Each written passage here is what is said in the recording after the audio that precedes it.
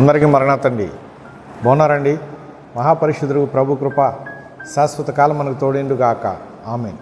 ప్రియమైన స్నేహితులారా, దేవుని వాక్యం ద్వారా మనము ఈరోజు దేవుని ఆశీర్వాదం పొందుకుందాం, మాట్లాడుకుందాం. ఆదికాండ గ్రంథంలో నుంచి 50వ అధ్యాయం 21వ వచనాన్ని మనం చూసినట్లయితే, నేను మిమ్మును మీ పిల్లలను పోషించెదను అనే చక్కని మాట ఇక్కడ మనము చూస్తూ ఉన్నాము. ప్రియమైన స్నేహితులారా, ఈ మాట యోసేపు గారు వారి యొక్క సహోదరులతో చెప్పినటువంటి మాట, వాగ్దానము, సహోదరులకు ఇచ్చినటువంటి వాగ్దానము. ఒకప్పుడు యోసేపు గారు సహోదరుల చేత తృణీకరించబడ్డారు.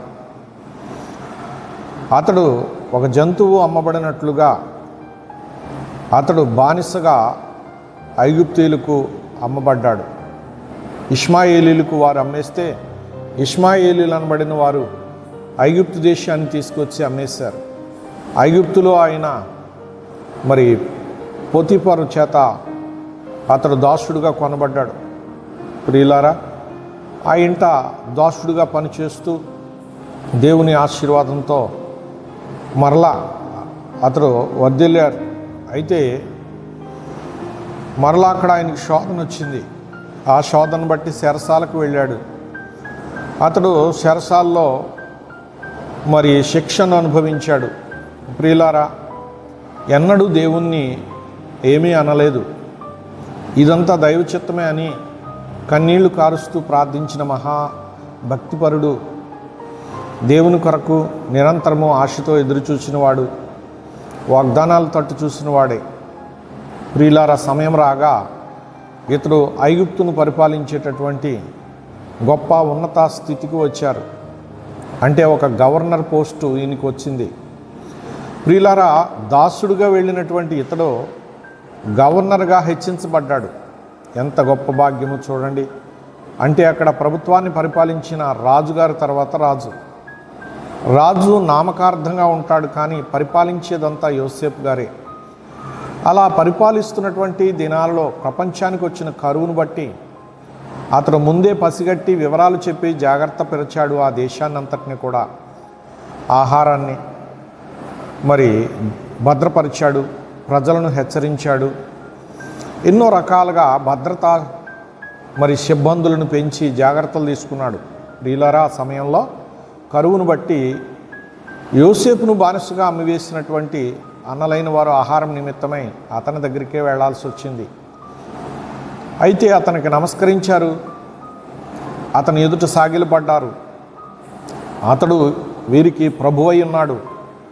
ఆ విషయం బాల్యంలో చెప్పినప్పుడు ఇలా జరుగుద్దని దేవుడు దర్శనంలో చూపించాడు అని చెబితే వారు ఇతన్ని ద్వేషించారు, అవమానపరిచారు. చిన్నవాడవైన నీవు మాపై అధికారిగా ఉంటావా అంటూ వెర్రి మాటలు మాట్లాడారు. కానీ సమయం రాగా సర్వశక్తివంతుడైన దేవుడు దాన్ని సాధ్యం చేసి చూపించారు.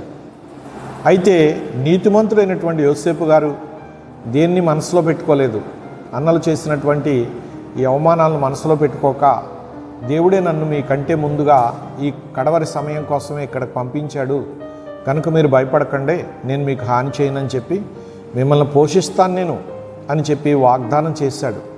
ప్రియమైన స్నేహితులారా, ఆ గడ్డు దినాలలో మరి ఎంతో నీచంగా చూసినటువంటి సహోదరులను ఎంతో ప్రేమించి ఆహారం ఇచ్చి సదుపాయాలు కలగజేసి వారి అక్కరలన్నీ తీర్చి వారికి భద్రత కలగజేసి వారిని ఘనంగా పోషించి వరిదెల్లింపజేశాడు ఆయన పాలనంతట్లో కూడా.